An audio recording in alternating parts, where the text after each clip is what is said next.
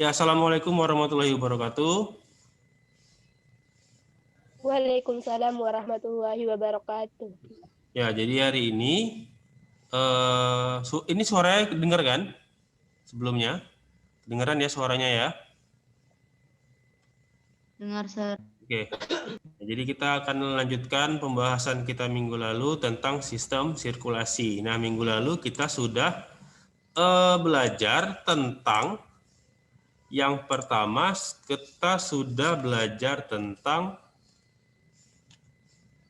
komponen darah ya, komponen darah ada plasma darah, ada sel darah. Selanjutnya kita sudah belajar juga tentang jantung dan pembuluh darah. Nah, sekarang hari ini kita akan mempelajari tentang mekanisme peredaran darah. Bagaimana darah bisa beredar dari jantung ke seluruh tubuh ya. Jadi kita hari ini akan mempelajari tentang mekanisme peredaran darah. Nah, sebelum belajar tentang mekanisme peredaran darah, Bapak akan singgung sedikit tentang struktur jantung dan fungsinya. Nah, kenapa ini disinggung? Karena ini nanti akan berperan penting dalam kalian memahami mekanisme peredaran darah. Jadi sebelum memahami mekanisme peredaran darah, kalian harus memahami dulu fungsi-fungsi dari masing-masing ruangan di jantung ya. Jadi jantung manusia itu ada 4 ruangan ya. Ada 4 ruangan. Yang pertama itu ada ventrikel kanan yang di sini. Yang kedua ada ventrikel kiri. Nah, ventrikel ini fungsinya untuk memompa darah ya, fungsinya untuk memompa darah. Nah, terus ada atrium kanan dan atrium kiri. Nah, atrium ini fungsinya untuk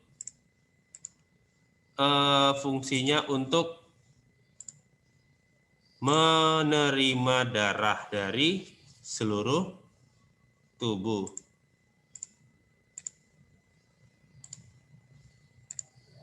Ya, oke. Jadi ini dia jantungnya. Nih, oke.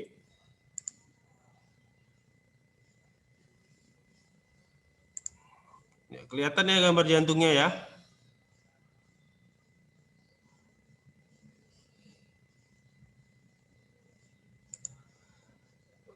Kelihatan nak gambar jantungnya nak?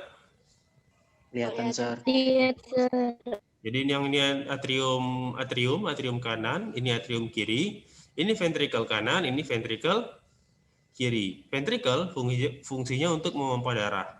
Atrium fungsinya untuk menerima darah. Ya. Memompa darah kemana? Kalau atrium kanan, kalau ventrikel kanan dia memompa darah ke paru-paru, ya. Ventrikel kanan memompa darah ke paru-paru. Ventrikel kiri memompa darah ke seluruh tubuh. Ya, atrium kanan menerima darah yang datang dari paru-paru. Atrium kanan. Atrium kiri, atrium kanan dari apa ya? Dari seluruh tubuh, sorry. Atrium kanan ini ruangan jantung yang menerima darah dari seluruh tubuh, atrium kanan. Atrium kiri yang menerima darah dari paru-paru, ya. Jadi keempat fungsi dari ruangan jantung itu harus diketahui, dipahami. Nah, selanjutnya kita juga harus memahami pembuluh-pembuluh darah yang ada di tubuh. Jadi pembuluh darah itu ada yang arteri, ada vena, ada kapiler. Nah, kalau arteri ini pembuluh darah yang mengangkut darah, ya, aliran darah di arteri menjauhi jantung, ya.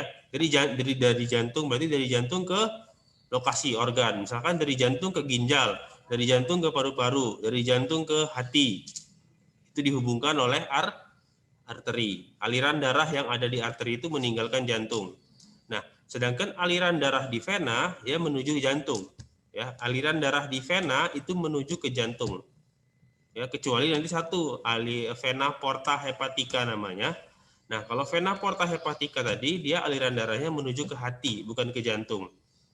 Baru nanti vena hepatica, hepar itu hati ya.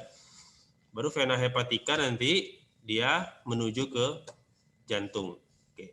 Nah, kapiler ini biasanya ada di organ. Organnya bisa di jaringan ya. Bisa di paru-paru atau bisa di organ-organ lain. Di kapiler inilah terjadi pertukaran O2 dan CO2. Ya. Oke. Ya, jadi dipahami dulu pembuluh darahnya. Arteri dia meninggalkan jantung, berarti dari jantung ke organ tujuan. Vena dia menuju ke jantung. Berarti dari organ tadi, misalkan dari hati atau dari ginjal, misalkan dari ginjal kembali ke paru. Jadi darah yang ada di ginjal, dia kalau mau balik ke jantung, dia harus melalui vena, ya, dari vena. Kapiler ini terdapat di jaringan. Oke. Nah, sekarang kita ke peredaran darahnya, ya. Jadi peredaran darah manusia itu ada dua, berdasarkan tempat pemompaan darahnya, ya. Jadi yang pertama itu peredaran darah kecil, yang kedua peredaran darah besar, ya. Peredaran darah kecil, peredaran darah besar. Nah, peredaran darah kecil singkatnya, ini masih singkatnya ya. Dia peredaran darah dari jantung ke paru-paru kembali lagi ke jantung. Ya. Jadi dari jantung ke paru-paru kembali lagi ke jantung. Ini peredaran darah kecil. Sedangkan peredaran darah besar ini dari jantung ke seluruh tubuh baru kembali lagi ke jantung. Ya. Jadi nampak di sini perbedaannya ya. Kalau peredaran darah kecil dari jantung ke paru-paru kembali ke jantung. Kalau besar dari jantung ke seluruh tubuh kembali lagi ke jantung. Nah, dua peredaran darah ini berjalan bersamaan, berdampingan ya. Nah, karena ada dua peredaran darah, maka peredaran darah manusia itu bisa juga disebut peredaran darah ganda. Kenapa ganda? Karena darah dua kali melewati jantung, ganda. Kalau peredaran darah tunggal itu sekali aja melewati jantung. Itu contohnya kalau peredaran darah tunggal itu pada ikan, ada Pisces ya. Kalau amfibi ke atas itu sudah peredaran darah ganda. Ya, ada yang kecil, ada yang besar. Oke. Nah, tadi kan dari kita bahas satu-satu peredaran darah kecil dan besar ya. Mulai dari yang kecil dulu. Nah, ini ada paru-paru, dia di jantung biar kalian lebih gampang bedakan yang mana ventrikel, mana yang atrium ya. Nah, peredaran darah kecil tadi kan secara garis besarnya ya dari jantung ke paru-paru kembali ke jantung. Nah, kita mulai perjalanan kita dari jantung. Bagian jantung mana yang memompa darah ke paru-paru? Ventrikel kanan ya. Jadi peredaran darah kecil ini dimulai dari ventrikel kanan. Nah, ventrikel kanan ini akan memompa darah ke paru-paru ya, melalui arteri yang namanya arteri pulmonalis. Ingat, penamaan arteri dan vena itu tergantung dengan organ yang dituju atau organ asalnya. Arteri pulmonalis artinya pulmo. Pulmo itu paru-paru, berarti arteri pulmonalis adalah arteri yang menghubungkan antara jantung dengan paru-paru. Karena ini arteri, maka arah aliran darahnya meninggalkan jantung. Berarti dari jantung ke paru-paru ya. Arteri pulmonalis. Nah, darah-darah yang ada di arteri pulmonalis, jadi darahnya ya, bukan arterinya. Darah-darah yang ada di arteri pulmonalis itu kaya akan CO2, banyak CO2-nya. Ya. Makanya dia ke paru-paru. Ada apa di paru-paru? Nanti CO2 yang ada di darah, akan ditukar dengan oksigen di alveolus ya. Jadi dari ventrikel kanan darahnya dipompa menuju ke paru-paru melalui arteri pulmonalis ya. Nah, darah yang kaya CO2 tadi akan terjadi difusi di alveolus sehingga CO2 akan keluar dari tubuh melalui sistem pernafasan dan oksigen akan masuk ke dalam darah. Ya, jadi oksigen tadi diikat oleh sel darah merah, hemoglobin. Oke, nah sudah, berarti kan darahnya sudah bertukar ini oksigen dan CO2-nya. Berarti sekarang darahnya banyak oksigennya, kaya akan oksigen. Nah, Dari paru-paru, dia balik lagi ke jantung. Nah, dari paru-paru balik ke jantung. Kalau balik ke jantung berarti melalui pembuluh darah vena. Vena apa? Vena pulmonalis. Ya, karena dia baru saja dari jantung, pulmonalis, vena pulmonalis. Ya, jadi dari paru-paru ke jantung dia melalui vena pulmonalis. Bagian jantung mana yang menerima darah dari paru-paru? Atrium kiri. Nih, atrium kiri. Ini bagian darah yang menerima, bagian jantung yang menerima darah dari paru-paru. Nah, karena darahnya tadi barusan aja ditukar oksigen dan CO2-nya, maka darah yang ada di vena pulmonalis itu kaya akan oksigen. Kaya akan oksigen. Baru setelah itu sampailah dia di atrium kiri, oke? Nah, itulah peredaran darah kecil. Oke. Nah, perlu kalian perhatikan di sini, arteri itu membawa darah yang kayak hampir semua arteri, bukan hampir ya, semua arteri itu membawa darah yang kaya akan oksigen, kecuali arteri yang ini, arteri pulmonalis, ya. Jadi arteri pulmonalis adalah satu-satunya arteri yang membawa darah kaya CO2. Kebalikannya vena, semua vena itu membawa darah yang kaya akan CO2. Kecuali vena pulmonalis. Jadi vena pulmonalis ini salah satu-satunya vena yang membawa darah yang kaya oksigen, ya. Ini peredaran darah kecil. Jadi dari ventrikel kanan ke paru-paru ke atrium kiri, ya. Dipahami. Jadi kalau sebenarnya kalau kalian sudah memahami bagian-bagian jantung dan fungsinya, terus memahami tentang pembuluh darah, mekanisme peredaran darah kecil dan besar ini sebenarnya gampang. Jadi nggak perlu kalian hafal, yang penting kalian tahu konsepnya ini. Ya, dia dari mana ke mana, yang menghubungkannya itu pembuluh darah apa, ya. Oke. Nah, sekarang kita ke peredaran darah besar. Kalau tadi peredaran darah kecil dari jantung ke paru-paru, kembali lagi ke jantung. Nah, kalau peredaran darah besar, dia dari dari jantung, ini secara garis besarnya dulu, dari jantung ke jaringan atau organ, ya, seluruh tubuh. Di seluruh tubuh kan ada jaringan, ada organ, ya, ada otak, ada hati, ada paru-paru, ada ginjal, ada segala macam. Nah, semuanya itu butuh darah, butuh nutrisi, butuh oksigen, ya. Oke. Nah, dari jaringan tadi dia akan kembali lagi ke jantung, ya. Jadi dari jantung ke jaringan atau organ yang ada di seluruh tubuh, baru kembali lagi ke jantung. Oke, nah sekarang jantung bagian mana yang memompa darah ke seluruh tubuh? Nah, tadi perjalanan kita kan di peredaran darah kecil terhenti di atrium kiri, ya. Nah, kita lanjut. Darah yang ada di atrium kiri tadi akan turun masuk ke ventrikel kiri. Nah, baru kita mulai. Ventrikel kiri. Nah, ventrikel kiri ini fungsinya untuk memompa darah ke seluruh tubuh. Ya, memompa darah ke seluruh tubuh. Melalui pembuluh darah arteri. Nah, pembuluh darah arteri yang paling besar yang ada dekat jantung ini namanya aorta, ya. Ini kalau kalian lihat yang melengkung seperti ini yang warna merah, ini adalah pembuluh arteri yang paling besar, namanya aorta, ya, aorta. Nah, setelah dari aorta, dia akan bercabang menuju arteri. Arteri mana? Di sini saya buat arteri X. Kenapa arteri X? Karena tujuan dari darah ini kan beda-beda. Ada yang ke jantung, ada yang ke hati, ada yang ke paru-paru, ada yang ke ke ginjal, ya. Jadi arteri X. Misalkan ya dia kita ambil contoh kasus dia mau memompa darah ke ginjal. Berarti dari aorta dia melalui arteri renalis. Renal itu artinya ginjal. Ya.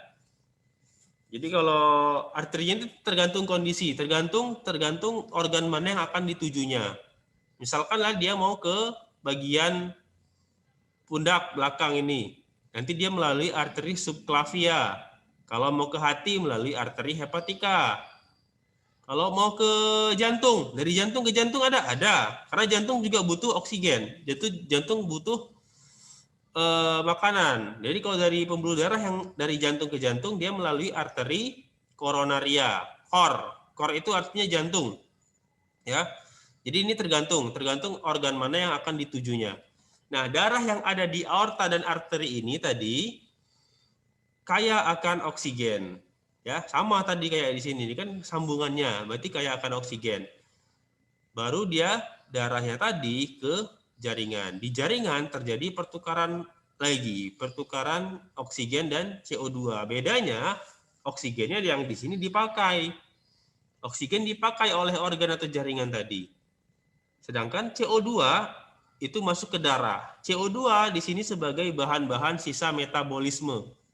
Ya, bahan-bahan sisa metabolisme yang terjadi di jaringan dan organ tadi.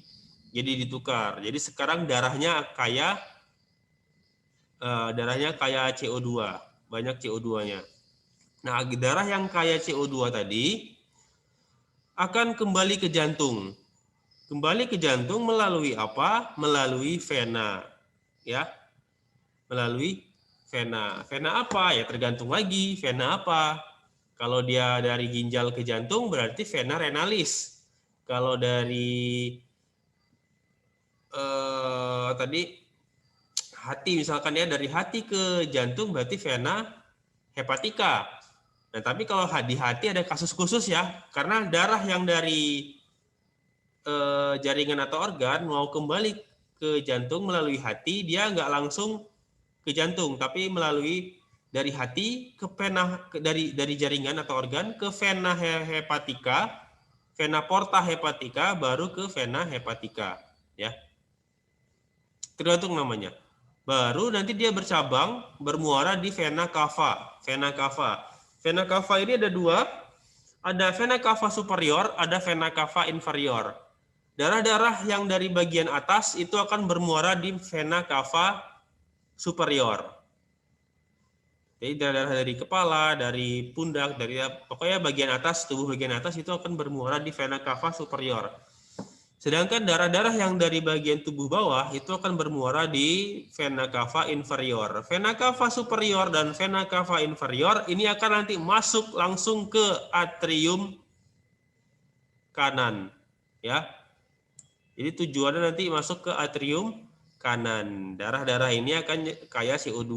Oke, itu peredaran darah besar. Ya, peredaran darah besar. Nah, kalau kita gabungkan jadi seperti ini. Ya. Ini kalau kita gabungkan peredaran darah besar dan peredaran darah kecil. Mulai dari yang mana terserah, mau kalian mulai dari mana, kan siklus. Kita bisa mulai dari ventrikel kiri, bisa mulai dari atrium kanan. Toh nanti dia akan balik ke situ lagi, ya. Jadi sini kita ambil contoh, kita mulai dari ventrikel kanan, ya. Ventrikel kanan berarti peredaran darah kecil, ya. Ventrikel kanan memompa darah ke paru-paru melalui arteri pulmonalis. Darah yang dibawanya kaya CO2. Di paru-paru terjadi pertukaran gas antara oksigen dan CO2. Oksigen masuk ke darah, CO2 keluar dari darah. Ya. Oke, nah sekarang darahnya kaya O2. Dari paru-paru darah kembali ke jantung melalui vena pulmonalis. Darah yang ada di vena pulmonalis ini kaya akan oksigen. Ya. Bagian jantung yang menerima darah dari paru-paru adalah atrium kiri, ya. Dari atrium kiri dia akan turun ke ventrikel kiri. Turun ke ventrikel kiri.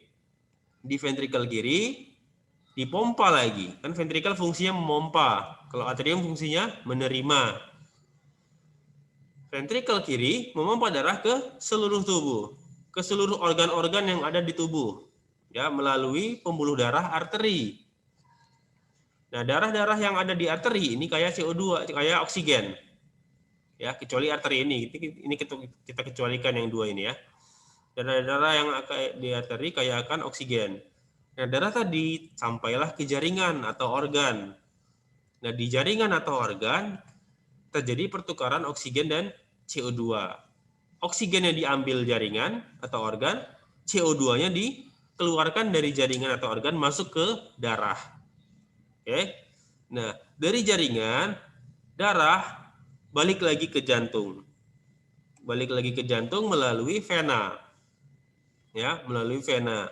Ini venanya ada banyak. Ada vena subclavia, ada vena renalis, vena hepatica, banyak ya.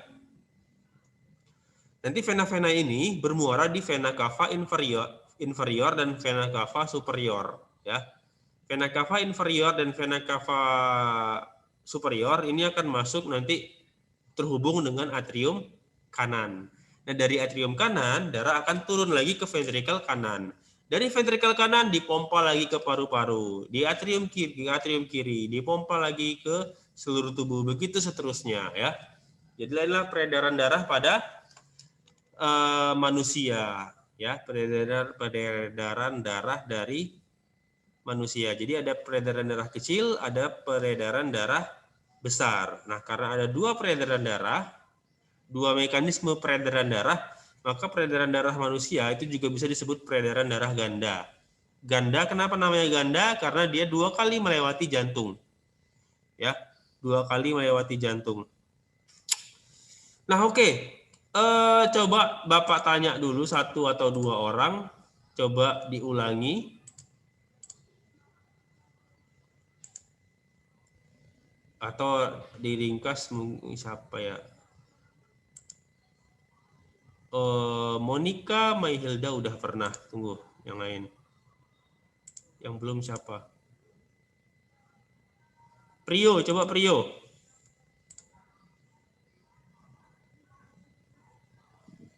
Iya, Sir. Prio? Boleh dihidupkan mic-nya, Prio? Iya, Sir. Oke. Nah, Prio coba, tadi kan udah jelaskan peredaran darah kecil dan peredaran darah besar. Nah, coba Prio ulangi, sepemahaman Prio tentang peredaran darah kecil. Ya. Jadi, Sir, kalau peredaran darah kecil itu Dari mana ke sepengetahuan mana ya? tadi yang saya dengar, pertama kan dari jantung, Sir. Bagian mana langsung? Dari Jantung bagian mana langsung? habis dari jantung itu, Sir, dia keluar, darahnya itu keluar dari ventrikel kanan, Sir. Itu melalui arteri pulmonalis. Yang arteri pulmonalis itu darahnya kaya akan CO2, Sir. Lanjut.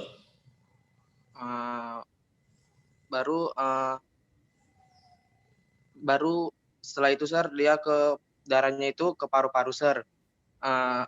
Disitulah pertukaran O2 dan CO2 di alveolus. Setelah dari paru-paru, kemudian dari pembuluh darah vena pulmonalis yang kaya akan O2 kembali ke jantung, Sir. Oke. Nah, yang kayak oksigen itu vena pulmonalisnya atau darahnya? Darahnya, Sir. Darahnya ya. Ya, oke. Jadi jangan salah, yang kayak di vena pulmonalis itu pembuluh darah, bukan darahnya. Jadi dia nggak kayak CO2. Darah yang ada di pembuluhnya yang kayak CO2, kayak oksigen ya.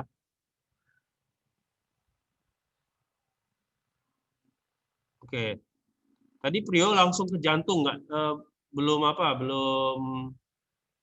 langsung spesifik aja. Ventrikel kanan memompa darah ke paru-paru. Dari paru-paru nanti kembali ke atrium. Oke. Satu lagi. Terima kasih Prio. Satu lagi coba Cindy Arneta Kurnia. Iya, Sir. Oke. Nah, coba Cindy kamu jelaskan tentang peredaran darah besar. Jadi, Sir, Ini bisa darah ini boleh dibaca ya. Skemanya boleh dibaca, nggak masalah. Nanti kamu jelaskan pakai kata-kata kamu sendiri. ya, Ya, Sir. silakan Cindy. Jadi menurut pemahaman saya, darah yang kaya akan O2 itu dari ventrikel kiri dipompa menuju ke organ atau jaringan tubuh yang lainnya melalui arteri sesuai dengan nama jaringan tubuh yang dituju. Jadi artinya ada banyak ya. Iya, Sir. Oke, ya. Sesuai nama jaringannya.